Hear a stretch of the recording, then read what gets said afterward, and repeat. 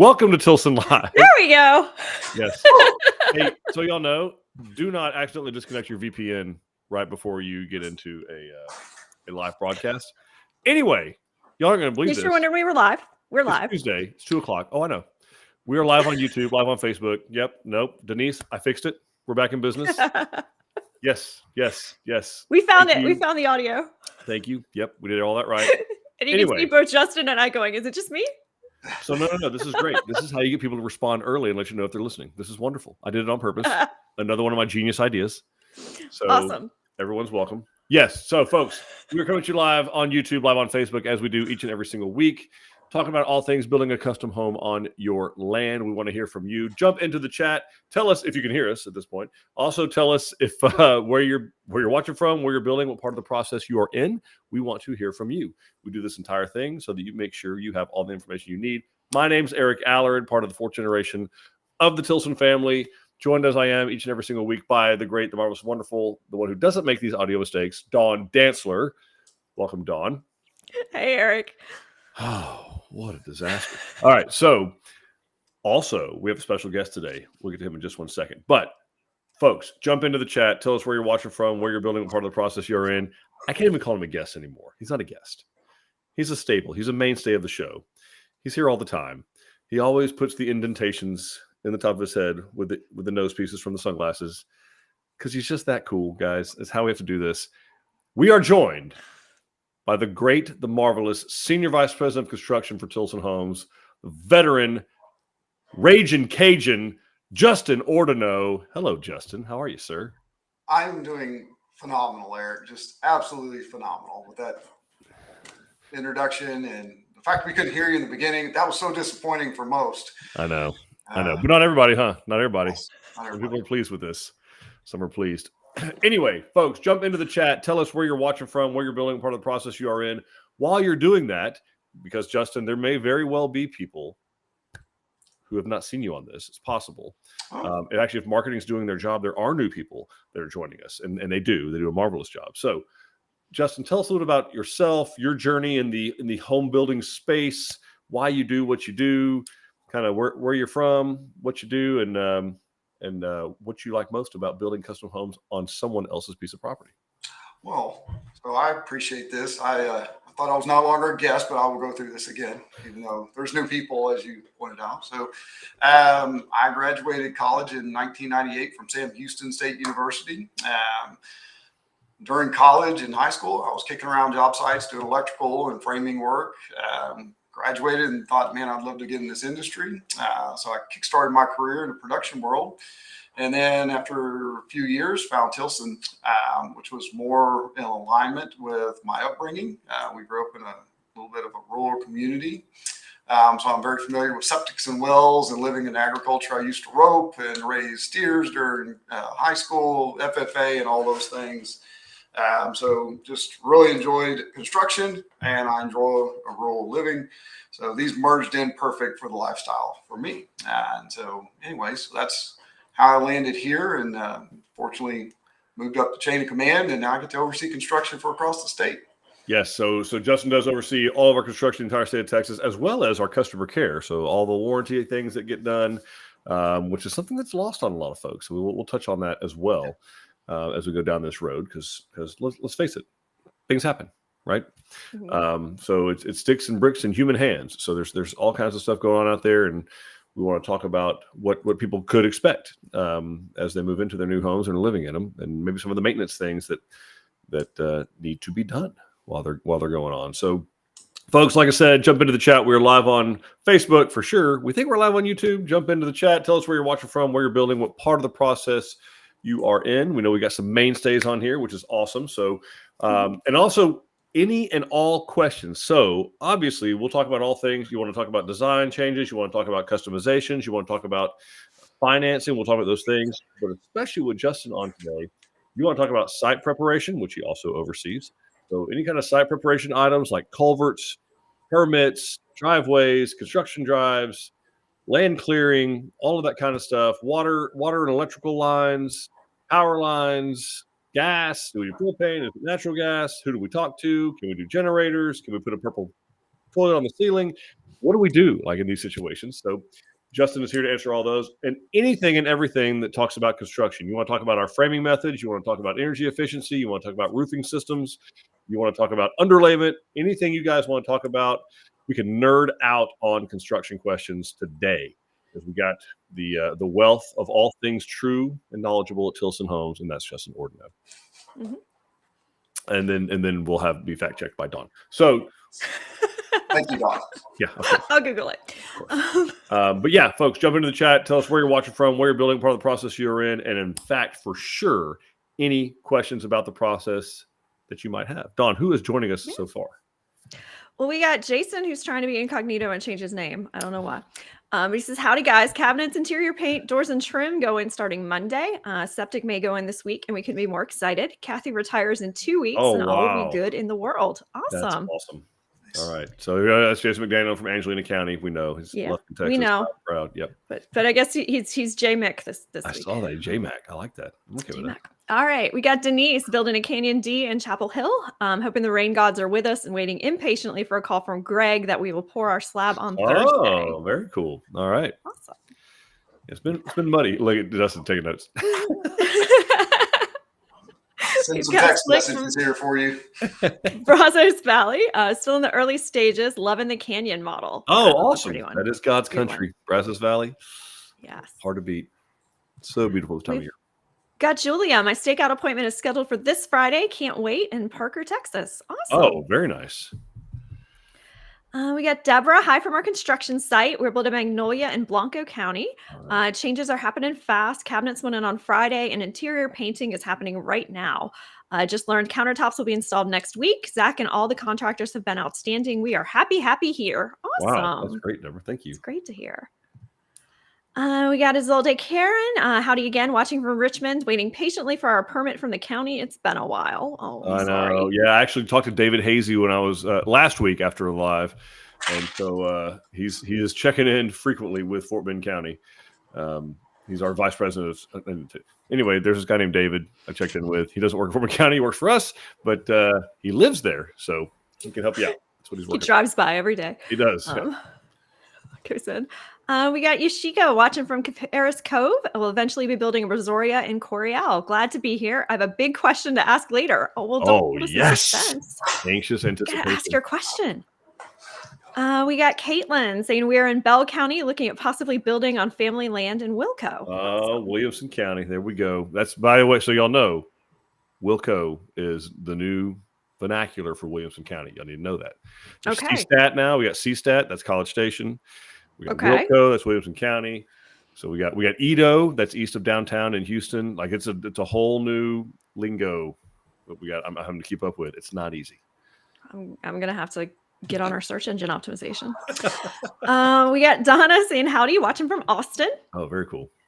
And Caitlin is asking, how does Tilson prevent too much moisture in the home with the full spray foam? Caitlin, thank you for busting out of the gate with questions. This is the first 500 internet points for Caitlin. Yes.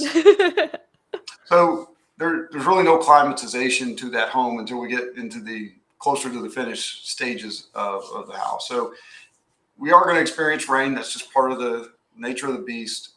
Closing windows to the best of your ability. And once we get it dried in, so there's a lot of times when we're framing that house, you will see them put a lot of energy into getting the roof structure on. And so the sooner we can protect water from directly entering the home, that's great. So there will be some loose ends typically on that frame where we may have to go in and make some adjustments. They may not have some headers in, but the whole emphasis is let's get that structure up to get it dried in. After that, it's not uncommon. We're going to leave the windows open, a good breeze running through there.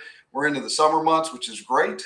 So you can keep on rolling. Typically speaking, the rains aren't going to impact us once we get that dry-in done. And there's a pretty good duration between the time that we've actually completed the frame and gotten the dry-in done to the point that we're getting into drywall. So we are requiring Mother Nature to kind of assist us to get through that. Seasonally, we've learned our lessons around you got to stage some things out because they just absolutely have to dry. It's no different than when we put the painter in there. You got to let the paint dry before you start into tile or countertop. So it's got to have that opportunity. So we're relying on Mother Nature, trying to keep that house sealed up. But at the same time, you want to open windows. If we have that humidity in there, we want to open windows so it can air out, and that way it'll stop it from happening or prevent it to the best of our ability. Okay.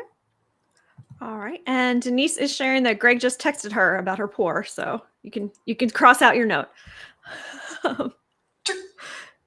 We got Ed saying hello from Seattle, continuing our Tilson journey, flying in tomorrow for a week to check in on our property in Medina County. Nice. We'll be taking a look at the Canyon model in Bryan, then attending an in-person seminar on the 21st in Georgetown. Slowly but surely. Awesome. That's fantastic. That'll be great. It's wonderful. We got Cecilia saying just finalized our contract for an Arlington B in Howe, Texas. Very cool. Awesome. Welcome. We've got Angela saying also building a Blanco Bear in Blanco County, a Bear B, I think, will be breaking ground by next month. Awesome, Angela. Good seeing y'all again. And let's see. Jason is saying to make sure to ask Justin anything you want about driveways and please let Tilson install it for you. I know I sound like a broken record, but I can't stress enough how much happy you will be if you do. Thank you, Jason. Oh, I'll ask Justin the questions, Jason. Don't worry about it, buddy. I think Jay set me up here. This was teed up. Hey, man, he's preaching the good word. He learned the hard way. Yeah, it happens. So I think to his point, I think we can make this relatively brief. So it's important. Wait, we're talking about like a concrete drive, Justin. We're talking about construction drive. What are we talking about here to get started? What's the difference? Just to get started, remembering the trucks that we're bringing in the beginning are guaranteed to weigh 85,000 pounds. And we're going to have some heavy trucks coming in there. Our dump trucks, they're going to weigh 50 to 60,000 pounds typically. Then you get into concrete trucks and the concrete pumps. So we're bumping 85,000 pounds. So I drive a 3/4 ton truck. I can get around on some roads that those trucks are absolutely not going to stand a chance on. So what we're looking for is something that's going to hold that up. And remembering that construction drive, it's not your final drive, but I will do you the favor. If we get some sizable material, or let me take it on, by all means, let me take it on. But if you insist, go get some sizable material. Generally, I tell people something smaller than my fist. I've been accused of having small hands, but something about the size of my fist or smaller. And that's going to help transfer that load into the natural soil.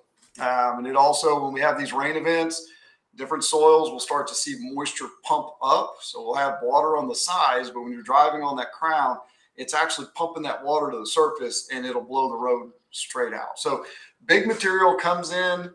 We will compact that free of charge with all of our dump trucks, with all of our concrete trucks. We will compact that. So you will be able to get whatever you want installed at a later date. So you get it compacted through us. And then we come in and you can put a final coat. Talk to your guy if you want. We can certainly do this again if you want. But you come back in there and you top dress it with a much smaller material that doesn't make it as bumpy. It smooths that road out. So there's some really good contractors out there that know exactly what this will take. But if they go out there and give you a really pristine road from the beginning and it is all little bitty material, there's a good chance that we're going to drive down it and we're going to destroy it. We don't want to. It won't be intentional. But once we roll out concrete trucks, you really can't stop. You must finish what you started that same day. So it's in our best interest that we're getting in and out of there. It'll certainly make the job run more efficiently if we're not having to delay because we can't get access to the property. So, okay. Jay, I hope that mirrors what you would say if you were sitting here right now in my position. Yep. And Jay is sharing his construction driver in him north of 24,000. The quote for the permanent was 47,000 because of the work being done to remove the construction. So he's having a little bit of a nightmare right now. Yeah, it goes bad.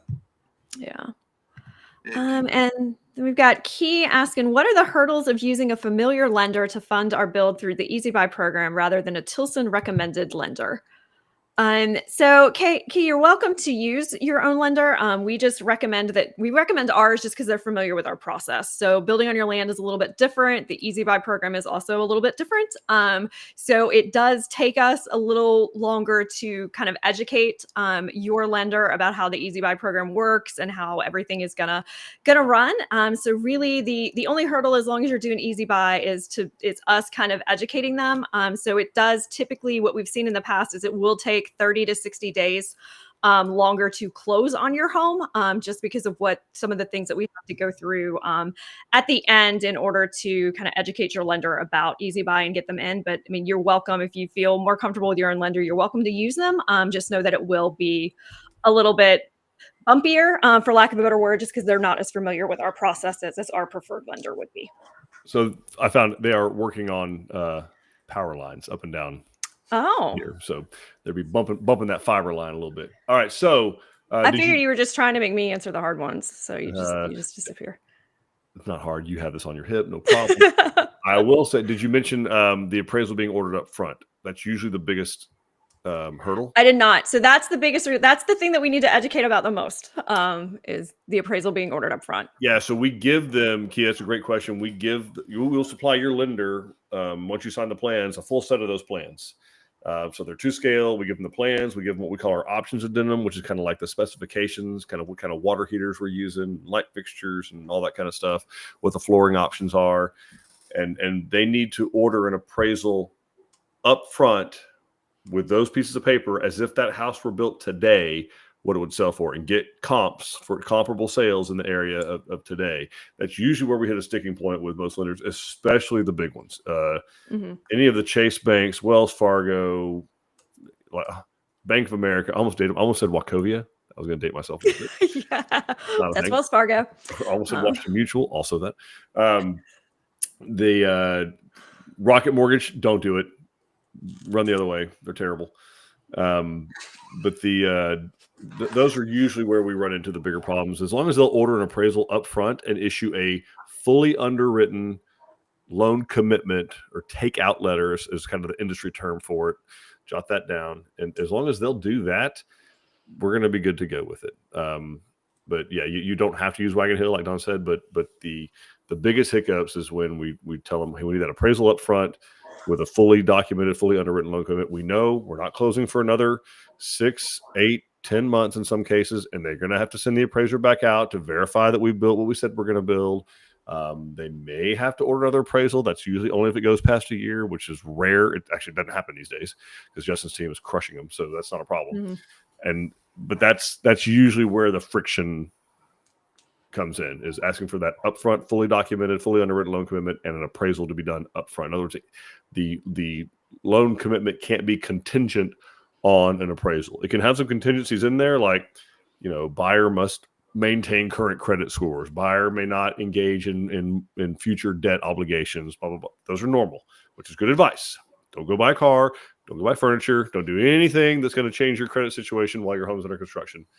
But if they'll do an appraisal up front and issue a commitment letter, we can make it happen. And we have a team, our closing team and lending team can walk them through. We can send examples of what those commitment letters look like, so that they're not starting from scratch.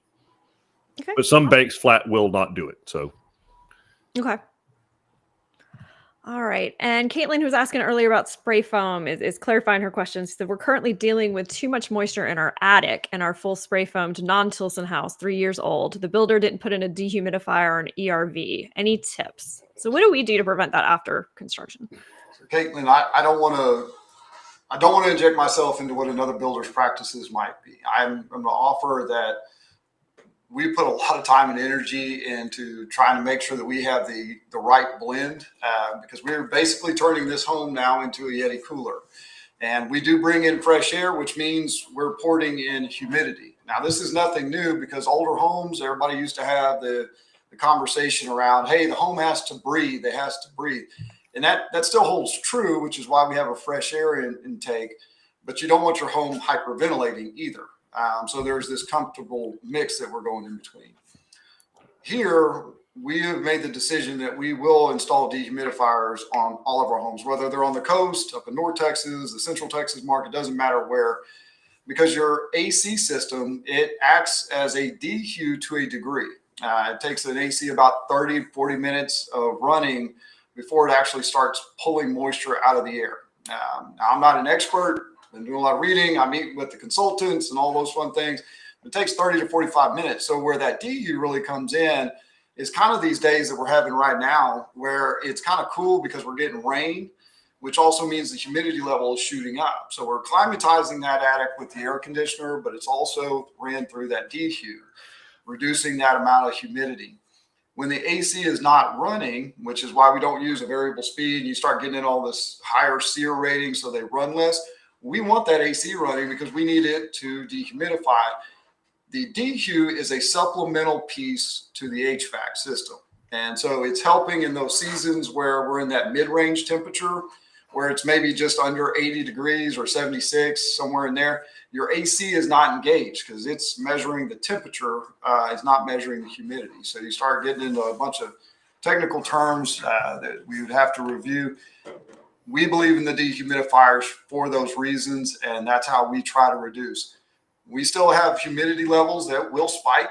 It's not, again, if we have rain, if it's really high humidity out there for extended periods of time, you are going to see that reading spike. It's going to get up into the 60s, maybe 65, but it's going to slowly come back down. And we should be somewhere between that 50 and 60 range on average. So I hope that kind of helps. But a dehumidifier, I've yet to encounter one of our science professionals that are out there or consultant that objects to using a dehumidifier. Sometimes they'll say, hey, we can make it work. But I have yet to have had one of those folks that have come in, or our HVAC contractors, and say that dehumidifiers do nothing and there's absolutely no purpose for it. I've not encountered that. Yeah, I'm a fan dehumidifier. Do a DHU. You won't regret, like, it won't hurt anything. You know, we're not HVAC company, but putting a DHU up there isn't going to hurt anything. The challenge will be make sure that it drains somewhere, right? Like, so to a pan or another.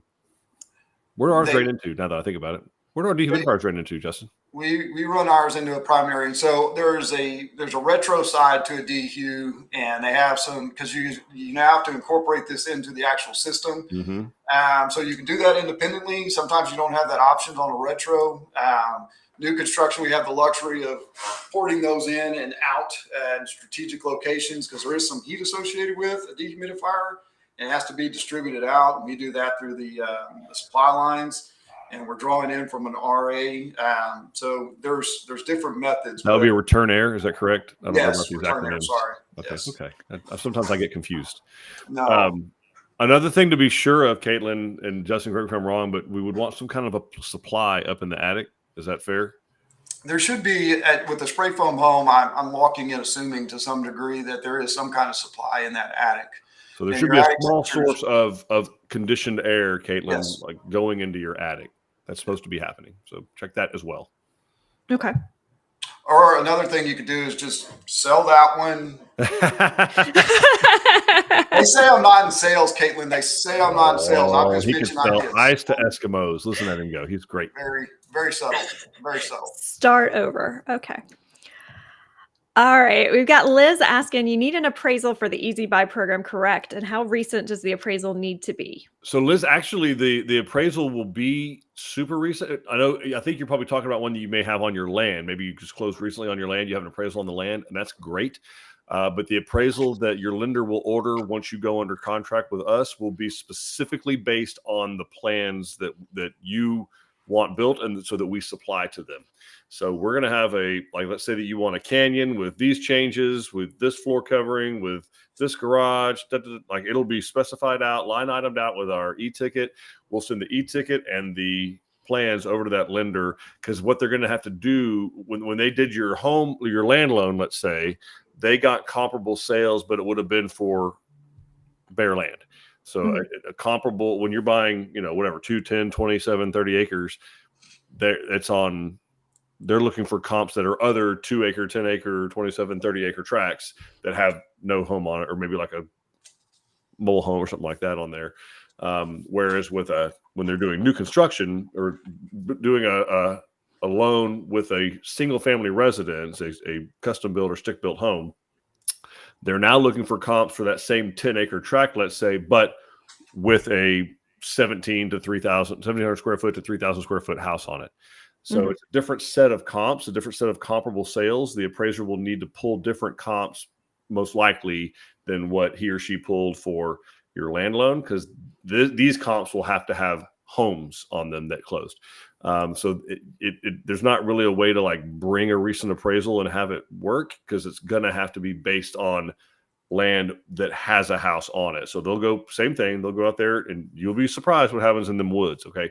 They'll be able to find other comparable sales in the area that have closed in the last 6 months. And then they make adjustments to those. So let's say you're building a canyon at 2,300 square feet and they find, a home that closed 4 months ago that was 2,000 square feet. Okay. Well, they'll make an adjustment. They'll adjust up the square footage of that home, what it would have been if it were 2,300 square feet. I know it's hard to, it's like, we could do one of these one time. I just take you through an appraisal. That would take an hour. So we could do that. But anyway, so that will be part of their application. They usually have like an application fee. That's what it's paying for. It's paying for an appraisal that's done based exactly on the plans of the home that you're building. Okay, awesome. All right. And Ed is asking, is it possible to have Tilson install the construction road driveway onto our property before going into contract if we are trying to avoid putting the cost of this process into the final cost of the home loan via the EasyBuy program? I'm trying to prep our build site as much as possible, but I'd like to do it the right way, one small affordable step at a time prior to going into contract. So Justin, I'm going to try and get some context. And Ed, correct me if I'm wrong, but he's one that's watching from Seattle. Is that correct? Yes. He's building Medina County. So we would refer him probably, but Justin, take it away. Well, I think before going under contract, I don't think we can accomplish that. Yeah, but we can't. Yes, if you want the name of a contractor, I'd actually put you in touch with one of my site evaluators. I wouldn't even be opposed to maybe doing a pre-stake in a situation like this, to where we send one of our reps out, let them go look at the land, make sure that you're trying to avoid unnecessary cost, right? And so anything that you do, there may be something already incorporated into the build that would be a waste of your time, money, energy, things of that nature. But those folks are there to help guide that, and they might be able to give you ideas on where you should put that. Even though you've got an idea, just something to consider. 5 feet over might make the difference. But yes, we can probably put that together. If I don't know which sales.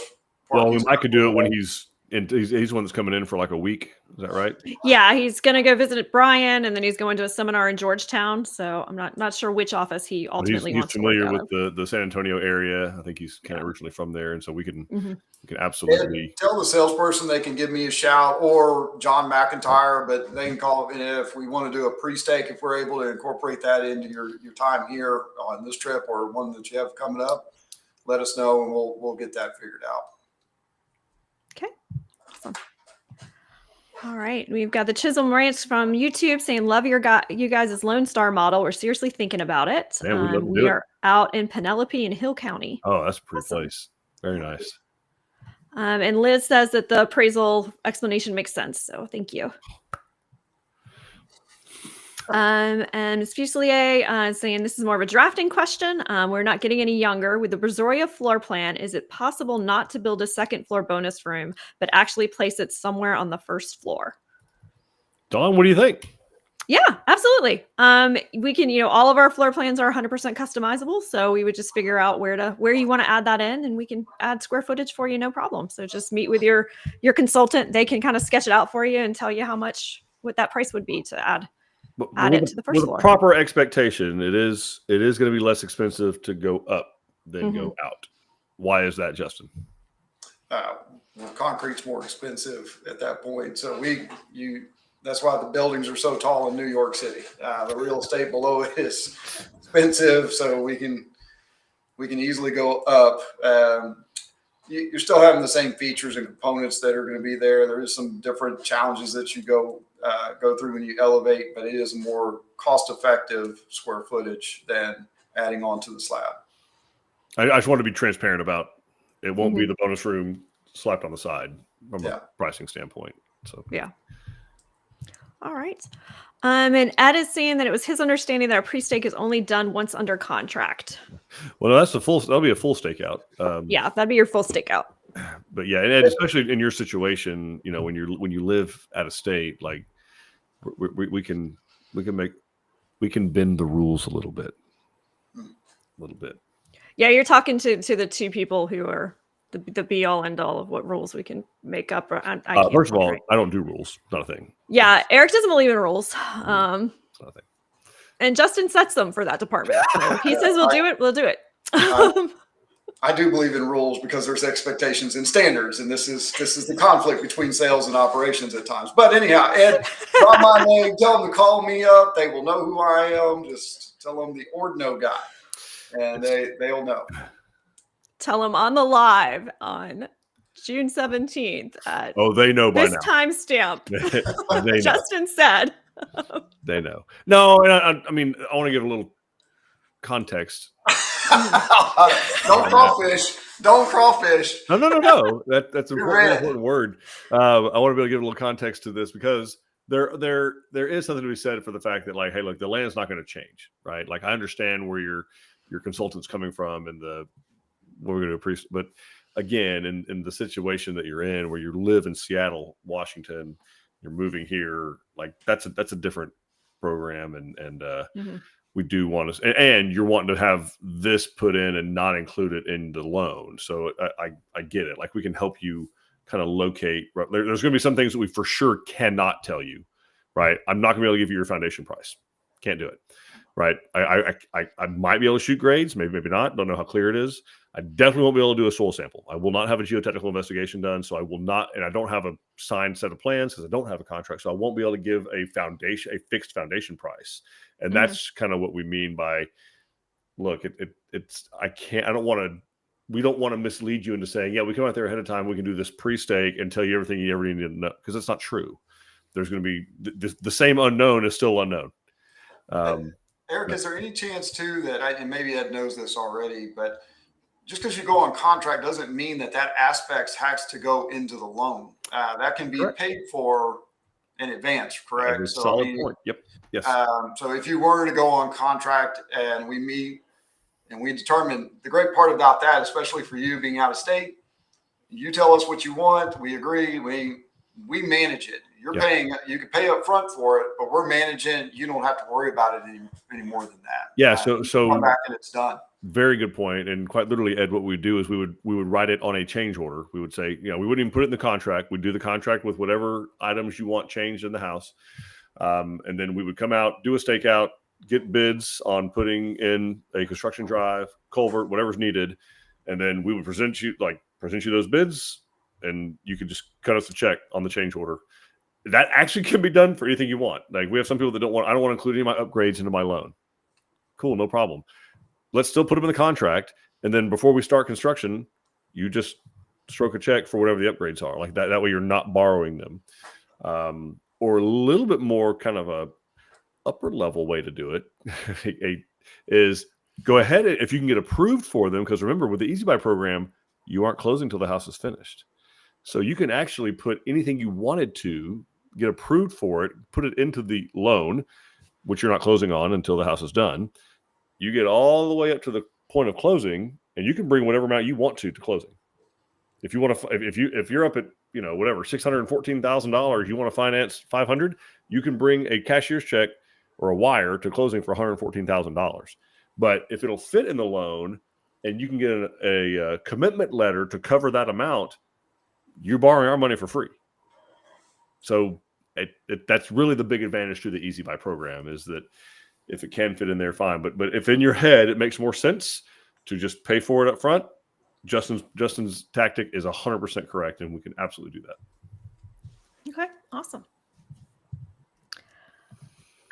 All right, and Nishika's saying, yes, now for me to sell that idea to my husband, and like that, you just crushed me with the going up as opposed to going out. I'm sorry. Sorry. We just want to be truthful. That's it. Yeah, we just want to be truthful, and you can also work with your consultant to get it. Since we're basically designing that room for you, you can work with your consultant to get it to the right price to make it a little bit more budget friendly for you.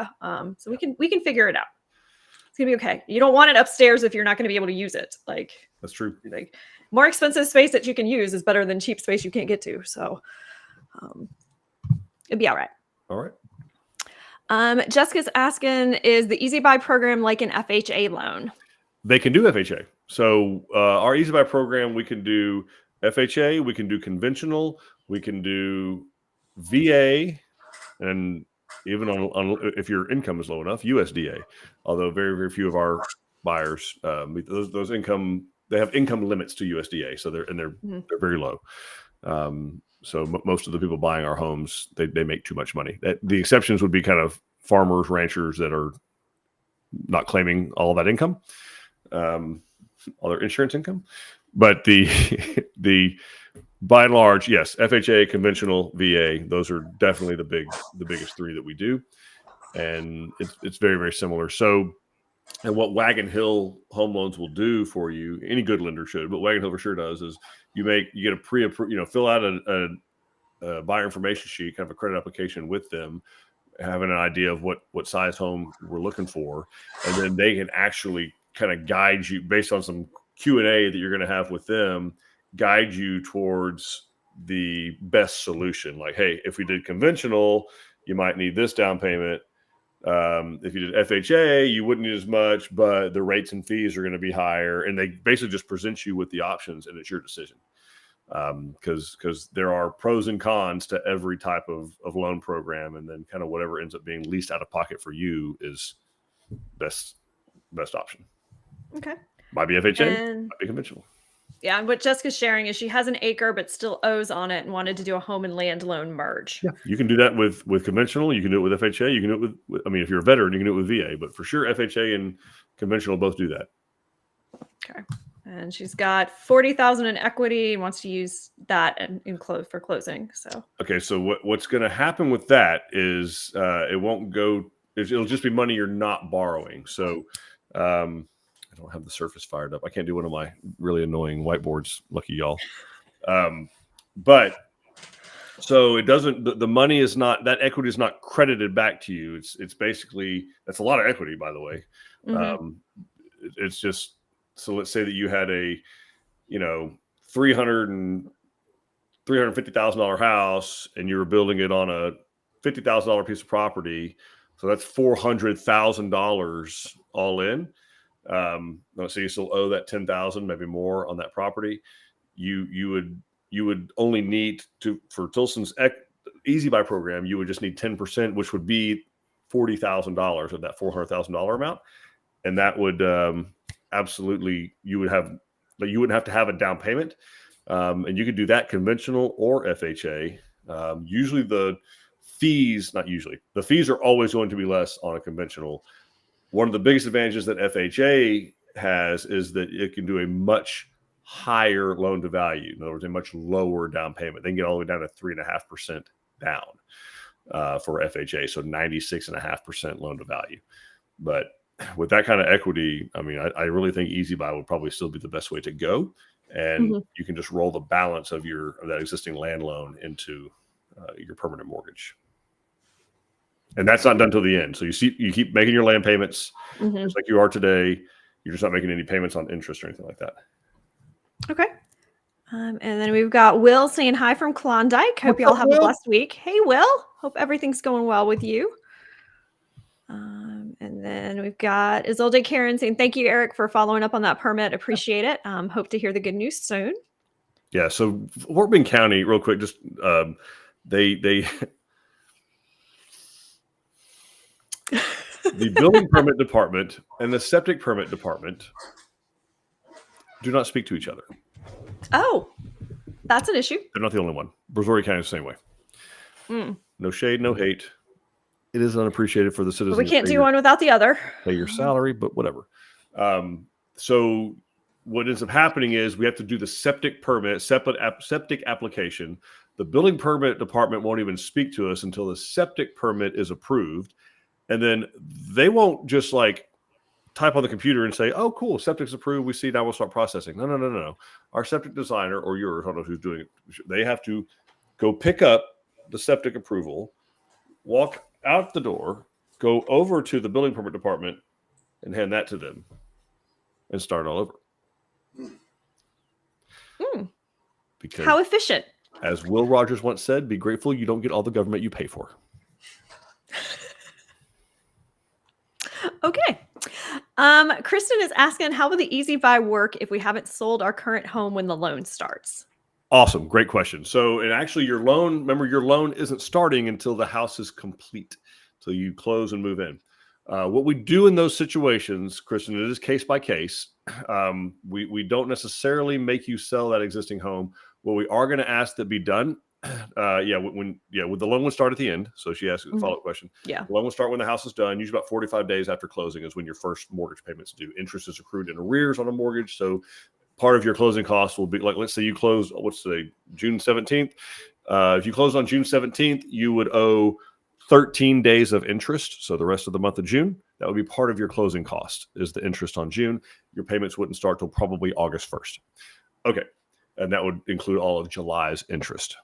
There's your nickel lesson on mortgage interest. So the way we would do this is we would ask you to get a competitive market analysis, a CMA, from a licensed real estate broker agent and on your existing home. And they would say, hey, this is what homes in this area of this size are selling for right now. We would go to you and say, Kristen, are you comfortable selling this house at this dollar amount? We would measure what kind of equity you have in that. How much do you still owe on that existing home relative to what it would sell for?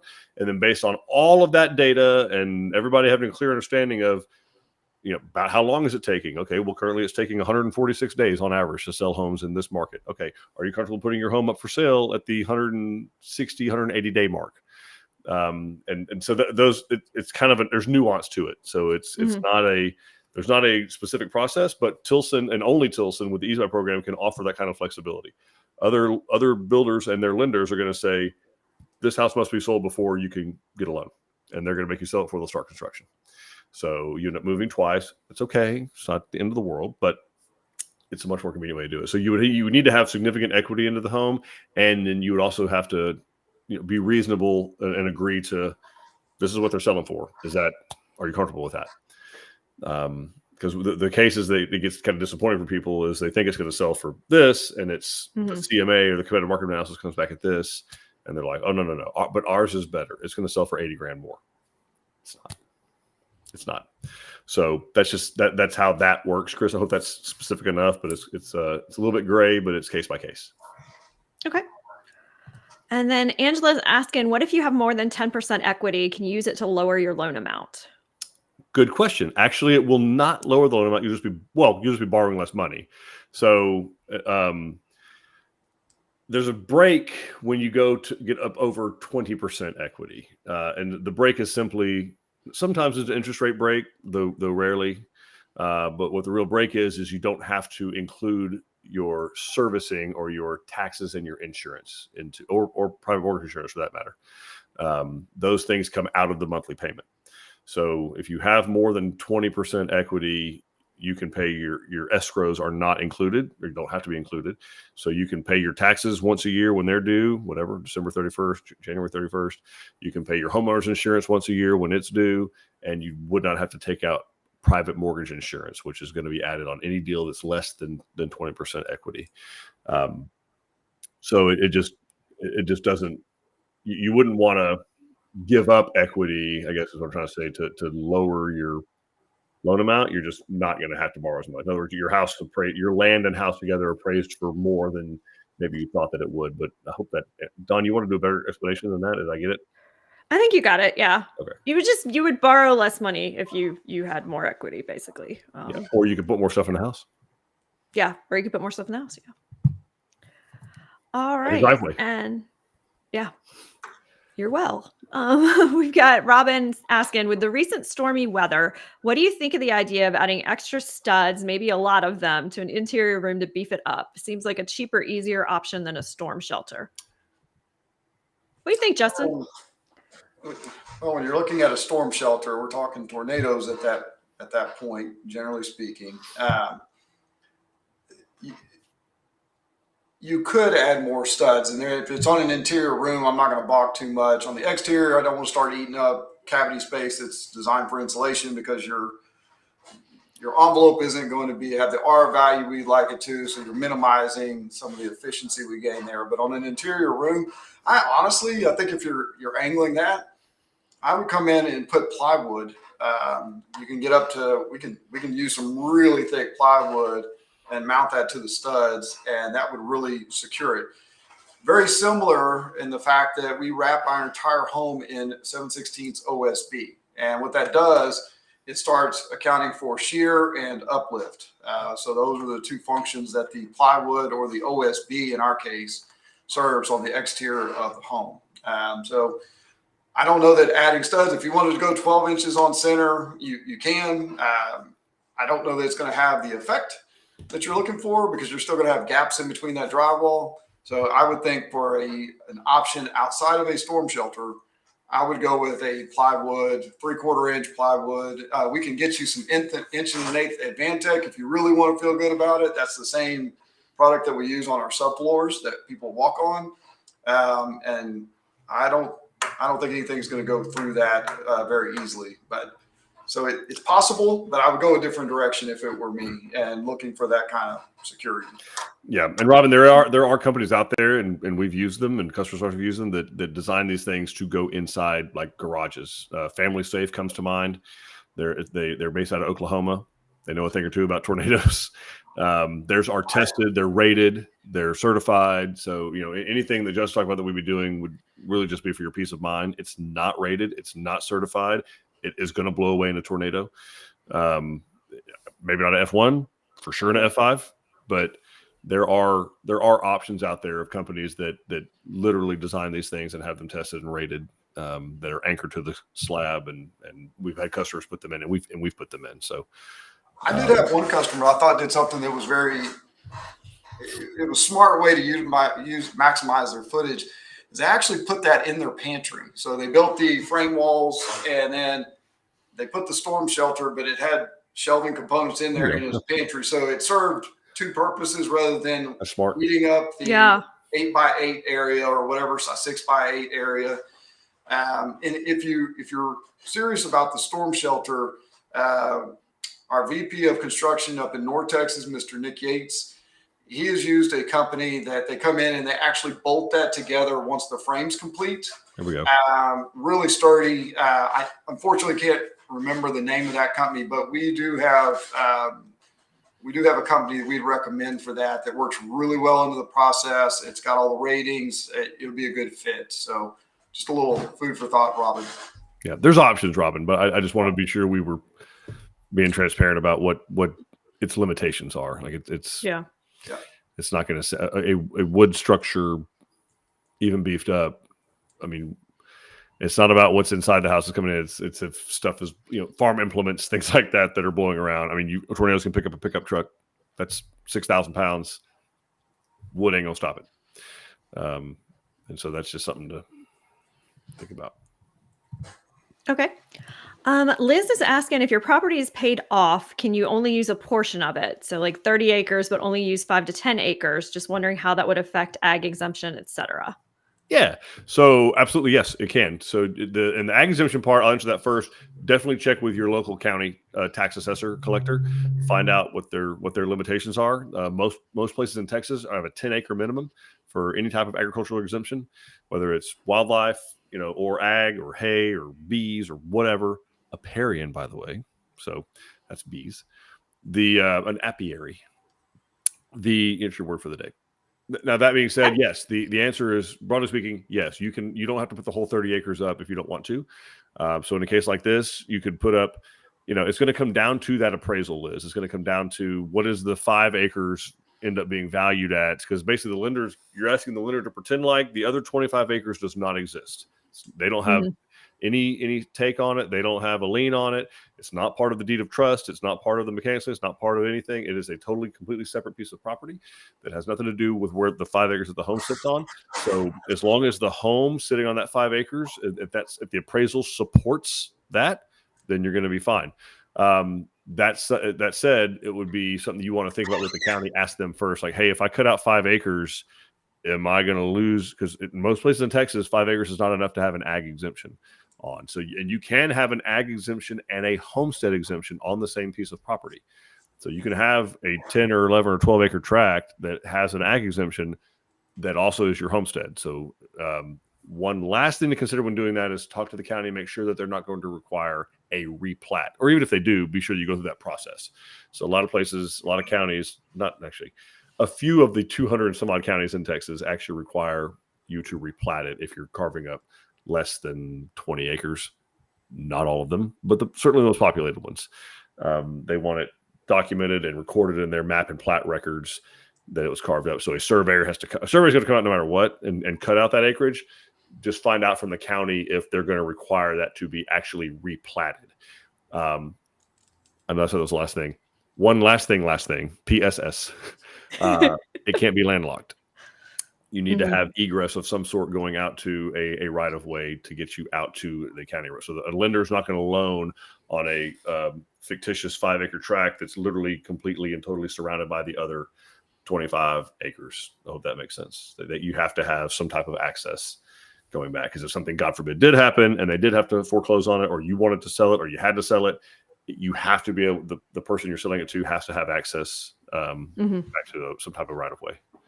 Okay. Whether that's public or private. All right. And we have a question. Does the builder tell us where to place a generator on the property, or does it have to be placed in a specific place? Where do generators go? So that it's kind of up to you. Now, there is some minimum distances that have to be applied to, but you can place that generator. I'm going to defer to the generator manufacturer, because the manufacturer is going to dictate those distances in some cases. You're a propane company, assuming it's going to be a propane generator or natural gas. There's going to be some provisions there as well by the power company themselves. So there's a lot of forces in play there. But we are not going to say your generator must go here. Generally speaking, you want it in close proximity to where your panel's at. Just generally speaking, you have to be a certain distance off of it. Again, your propane distance, your line from there, and then the line eventually back to the house. Why would they want it close to the electrical service, Justin? Well, that shorter run reduces the size of the wire that you're going to have to run to that panel. So, and you also start talking about voltage drop and some of those things. So yeah, you can lose amperage if you start getting far away, right? Yeah. So I think as a general rule, what I've heard is approximately 10 foot is what they want to be distance wise. I think the power company has also come in. I know a few of them that are saying, hey, we need you at least 10 foot away from where the meter is or from where that panel's at. So there's different little nuances that you want. I do believe the generator, even if you don't want one, it seems to be the craze these days. So as I saw a question coming up here in a minute, that what would you do? You can go ahead and plan to incorporate a transfer switch into the design of your build, and then you're not retroing one in later. So we'll hit on that a little bit here, a little bit on the next couple of questions. I think it's coming up. But anyways, It's not dictated by us, but I would call the generator company that you're going to utilize, and then talk to us about what brand that is and what transfer switch you desire. They have model number, make and model number, and we can get with our electrician and get that squeezed into the build. Okay. Awesome. And let's see, Daniel's saying, Justin had mentioned earlier about site prep and framing. We're in the beginning stages, having just decided to build on land we own. Can you share some tips you think all owners should know that may be overlooked in the drafting phase for a custom home? Our hope is to have a solid beginning plan to make all the other phases flow smoothly. Oh, Justin, this should be a fresh on your mind. What do you got, buddy? You know, the drafting phase, you got all these things coming at you at one time. You got the design of the house. You think you've got the perfect plan picked out. I would look at the land and say, what does the land want me to be? You might have a spectacular view. So I would pick a plan that's going to make sure that you have that view when you're sitting on that porch, front or back, whatever it is, side. And then I start thinking about the other things that you may want later. So is that going to be potentially a shop, metal shop that you're going to want later? You might have designs on a swimming pool or some other feature that's going to be in and around that house. So go into it and know what those things might potentially be for the lifestyle. And then the stakeout guys, what I really appreciate about our guys is they go out there, they'll meet with you, they get the concept of what you're wanting, and they start thinking about the components and what else is going to have to be done to make those future connections possible. So for instance, if you're having a swimming pool, you don't want an electrical line ran right through the middle of the backyard where the future pool is going to be. You're going to want that ran around. Want to make sure the orientation of that home is going to be exactly what you want. So I think those inferred what we call a plot plan, how we're going to develop that site. And then you move into the design of the plan. And man, sky is the limit when it comes to that. You're really looking at a bunch of different features. I love the large sliding doors. It's something that I'm really fond of. I think there's a great view that comes off of them. We have some other features that we put out there. We're about to close the deal, and this isn't public yet. And Zach Shell will kill me, but he's in Hawaii right now. But we're about to get the deal on the black on black windows. So that's going to be another feature that's driven in there. But as far as drafting goes, make sure the spaces are functional. We had the customer earlier that asked about the second floor and, is that cost effective? I think you can also extend the concrete and it won't be maybe as much footage, but if it's connected or making a room larger, that room could be more useful in that way to accommodate both. So there's just a lot of those things. And I think our drafting team and our sales team does a great job of kind of putting those hints out there of things to consider. I got a couple of little hacks, like the exterior lighting is a big one, whether you want up lighting or what kind of sconces that you want by your garages or your front doors or on posts, but certainly kind of up lighting that you might want. We can do that. That's one that's kind of overlooked from time to time. The other one would be like cabinet features. So all the little cabinet knick-knack things, utensil drawers, cookie sheet dividers, like we have a litany of things that you can do that the cabinet that Kent Moore can do. Those are things that there's some little electrical details, dimmer switches. That's another one that I hope that you find that kind of helpful. And then, that's the main thing is I'll say shelving layout is one that's kind of sometimes we like for closet shelving layout is one that not that we overlook it, we put them in there, but it is something that the two spouses need to have probably more focus on than they typically do, of how will that space be used? How are you using it now? What are your pain points? What would you change about your current shelving situation? And get that done. Because it isn't, when you're making gigantic big changes, like I want this kitchen and this island and this cathedral ceiling and this bonus room, it's very simple to be like, the master closet's the master closet. But you spend a heck of a lot more time there than you will in that bonus room. I promise you. So I think water softener, you might consult your local well company or whomever you may be contracting to put the well in and ask them, just because we would need to prep that home in a different way. So I'm going to keep going back to utilities, transfer switches, those things. But I think the softener is something else that I would consider. And you won't know that until after they very practical. Drill that hole. Sorry. I'm a big fan of grabbing footage over feature. So I'm not going to upgrade my flooring. If I really wanted that room to be a couple of feet wider, I'm going to go grab that room and make it wider. 5-6 years, you're going to want new flooring of some kind, most likely anyhow. So you can always change that out. I'm trying to think what other things. Lighting is a big one. Eric did bring up the sconce lights. He's got a little decorator in him. He loves decorating a lot. Yeah, I have great taste. Look at his background compared to mine. So that's why I don't talk about decorations. I'm functional. He's pretty. That's overstepping it. Oh. Okay. So Clifford is saying, I appreciate weekly updates and info. Planning to build in Montauk County soon. Thank you. Very cool.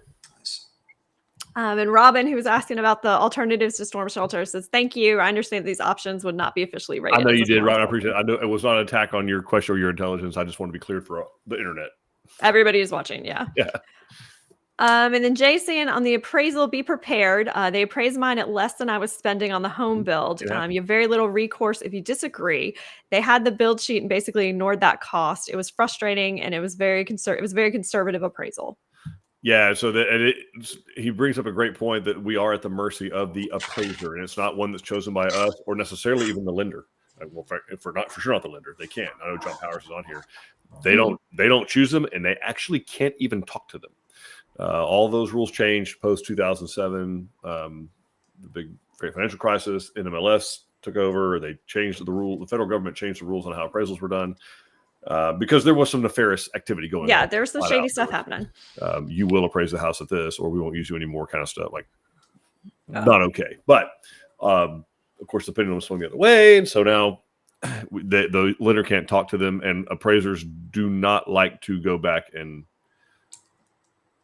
change their values because it's basically saying admitting they're wrong or they were not thorough enough or whatever. I almost said lazy. I wasn't going to say that, and then it came out anyway. Not thorough enough. But yeah, but it does help. I mean, it's not, the door's not all the way closed necessarily. If we can find some, or a realtor can help us find some other comps that maybe either weren't in the MLS, or we can somehow get them into the MLS. I've seen that happen. It's a rarity, but I have seen that happen. But yeah, it really got the mercy of the appraiser and also the mercy of the area, the market, of what else has closed in that immediate area in the last 6 months. So, but yeah, he brings up a great point. But we work through that just like we did with Jason. So he's under construction. Awesome. Okay, Dallas is asking, which is cooler, the other side of the pillow in a well-insulated Tilson home or Justin Ordeneaux? Pillow all day. No question. That's so good. We can actually back it up with science. We can back it up. It's no problem. I'm paying that guy. All right. Denise is asking, when would the generator installation be in the build timeline? Just trying to get everything lined up and keep things moving. So there's the prep part. So that would be the transfer switch, and that goes on early. Again, you can retro, but when they're out there putting the puzzle pieces together, if you go ahead and slide that one in the order it goes, it makes life a lot easier. And then the actual generator, I don't need it. So that's something that if we just put the transfer switch, you can come back and incorporate that generator at any time. And you know, so we don't need the generator for the build or the closing. You're going to need that post-closing when you're ready for it. I needed mine the night I closed. The power went out. That's a TBD. But I honestly, Denise, I would make sure that we just get in the transfer switch incorporated into the actual build when we're doing the electric rough. So is there a point in time that you would be uncomfortable too early? As far as the actual generator, putting it in. Is there a point in time where you're like, let's not put it in yet? I would keep that generator off the job site until literally, if you wanted to do it the week of closing, no problem. But I just don't think it's necessary to have that component.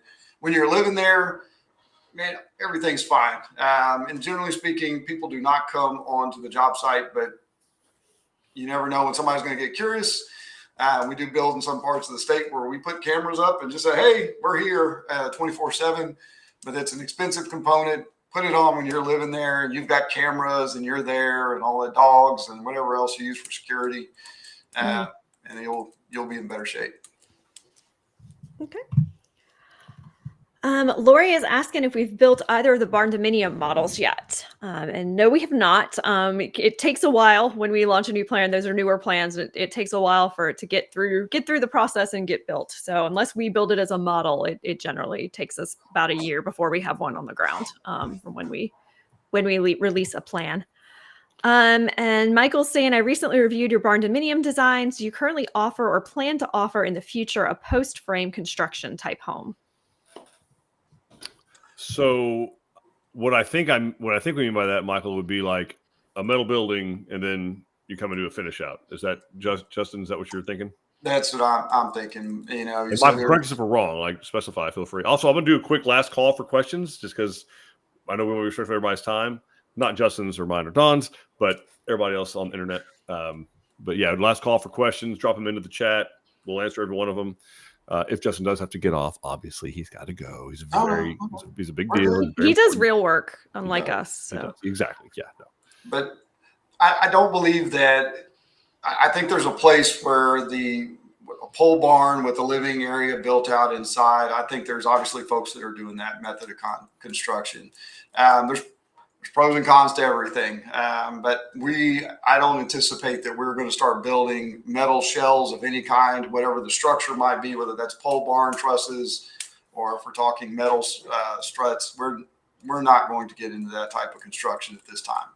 I never say never, but Well, I like that don't this see time. that. The other thing I'll piggyback onto that with is the lending does get a little bit complicated.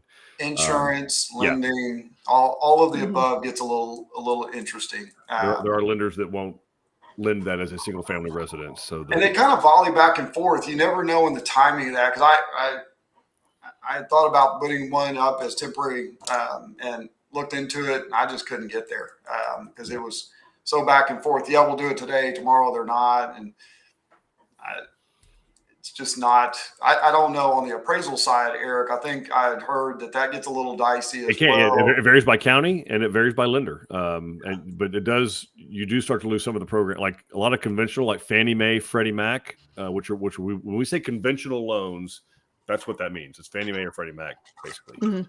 There's a few others, but they're super rare. But Fannie Mae and Freddie Mac make up like 90% of the conventional home lending market, and there are certain instances where those can't be built to Fannie Mae or Freddie Mac guidelines, and it's just the way it is right now. It may be changed sometime, but currently that's not the way it is. Okay. And Mr. Soleil says, thank you for the info about the concrete extension. I found a spot that I think could be extended on the Brazoria to give us both what we would like to have in our upcoming new home. Awesome. Come on in and let us draw it up for you. And then John from Wagon Hill is saying, don't get me started regarding appraisals. Important takeaway is that the appraised value must be supported by comparable sales in the direct vicinity of the home. If you're building a home that is superior to what's around it, you're not always going to glean its true value via an appraisal. So yeah, very wise words. And Jay is agreeing that John is correct and has been great to work with. Oh, cool. There you go. And then Jay also says, thanks again for an informative live from Mariah to Juan to especially Danny. As far as I'm concerned, Tilson employs the best of the best, and these three represent your brand well. Oh, awesome. That's so nice to hear. Nice. He means the three of us, right? Oh, no. He's talking about Mariah, Juan, and Danny. Never mind. Yeah, not us. It's okay. It's okay. All right, folks. Thank y'all so much. These are amazing questions. This is great. Yeah, Thank y'all all for joining us. Thank you, Justin, for taking time out of your day, brother. Appreciate you so much. Dawn, thanks for setting it all up, getting everybody in here, everybody in the room to have this conversation. We're grateful for the community that Dawn has built and that you guys have built. We know the conversation doesn't have to end here, right? We got a website that's open 24/7. We got all kinds of interactive things to do on there with all of our plans, your custom options, all that kind of good stuff. We got an Instagram page. We got a Facebook page. Obviously, we have a YouTube channel with hundreds of hours of content. Are we at 1,000 yet? We are 1,000 hours yet? I don't know. Anyway, we probably are. You know what? Put it out Getting there. Thousands of hours of content. There we go. Prove me wrong. I guess go watch it all and let me know. Or watch it in slow motion. It'll be thousands of hours. So there's truly a ton of content like this out there. It's very well organized by Dawn and her team. It's incredible stuff. And obviously, new home specialists on standby. They're at the website. You can text with them back and forth. You can have conversations with them. They get you set up for an appointment at any of our 12 design centers that are open 7 days a week to tour you through the model homes, to tour you through the design center selections, all that kind of stuff. Answer all these questions. That's what they're there for. Like, we have to be there till 6 o'clock, whether you're there or not. So we'd love to see you. Come have a cup of coffee or a bottle of water or soft drink, and we'll answer all the questions that we can for you. Make sure that you have all the information you need. Michael has a little. Yeah, Michael is saying post frame are surface mounted posts to the slab, 3-ply laminated posts with the trusses that sit inside the post. Trusses and posts are 8 feet on center with horizontal girts every 2 feet. Roof and siding are standard construction types. So pole barn, but with a slab. Yeah. So yeah, that's not something that we roll through. I'll let Justin speak to how his comfort level with that. It's a pole barn at that point. I mean, what we would refer to as a pole barn. Again, I've owned plenty of pole barns, good structures, but to convert them into a housing, it's just not the avenue of construction that we've chosen for our dwellings. It also limits on the flexibility, Michael. That's something to think about. And with Barndominiums in general, that's why we came up with our own Barndominiums designs. Is, a lot of our customers want the flexibility. Hey, I want to add 2 feet to a room here. I want to add this much to the kitchen. I want this island. I want to do a cathedral ceiling out this way. Like, you lose that flexibility with that type of design because you Because really can't it's trusses. You're Exactly. having to, so that's what the stick frame is when you're building. Now you can do truss, but it becomes a lot more.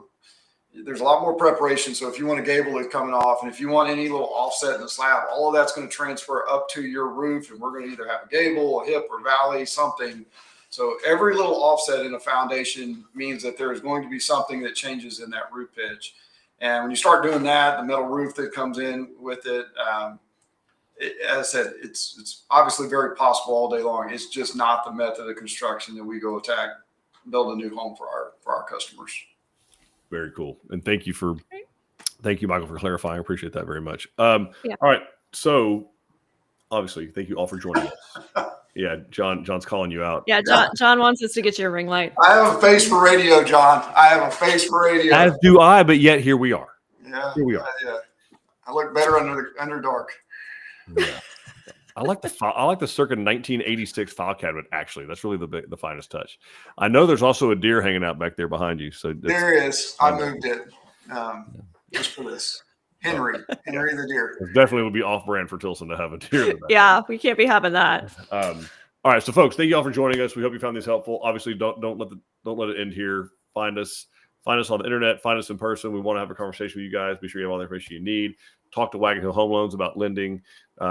We hope this is helpful, and we genuinely soon hope to make you part of the Tilson family. We'll see y'all later. Bye, everybody. Bye.